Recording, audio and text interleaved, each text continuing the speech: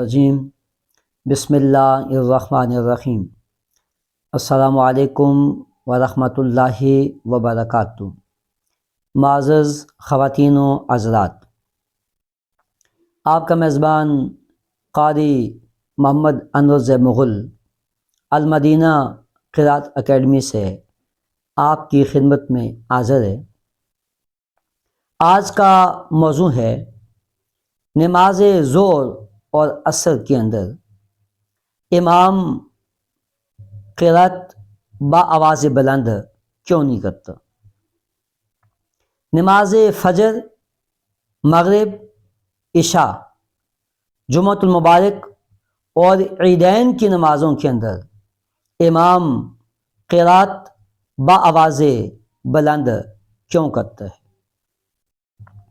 معزز خواتین و حضرات، اس میں سب سے پہلی بات تو یہ کہ نماز ظہر اور عصر کے اندر اللہ و رسول صلی اللہ علیہ وآلہ وسلم کا حکم ہے کہ ان دو نمازوں کو آہستہ آواز میں ادا کیا جائے۔ اس کے پیچھے لاجک اور ریزن یہ ہے، ابتدائی اسلام کے اندر اسلام کے ماننے والے تھوڑے تھے، کم تھے۔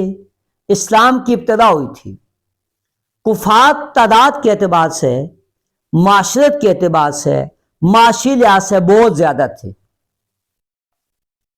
اور کفار دن کو باہر نکل جاتے تھے۔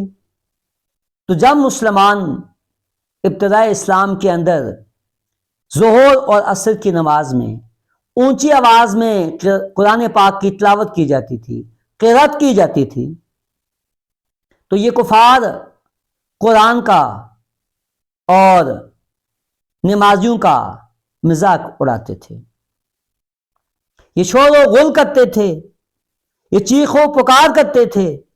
اس لیے اللہ تبارک و تعالیٰ کی ذات نے نبی پاک صلی اللہ علیہ وآلہ وسلم کو حکم دیا، اے حبیب، اے محبوب صلی اللہ علیہ وآلہ وسلم، ظہر اور عصر کی نماز کے اندر قرات آہستہ کی جائے گی۔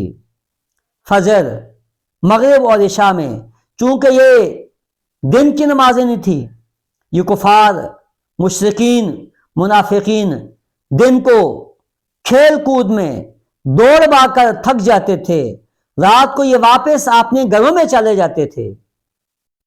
اللہ تبارک و تعالیٰ کی ذات نے حکم دیا، اے میرے پیارے محبوب، فجر کی نماز میں، مغرب اور عشاء کی نماز میں تلاوت قرات با آواز بلند کی جائے گی۔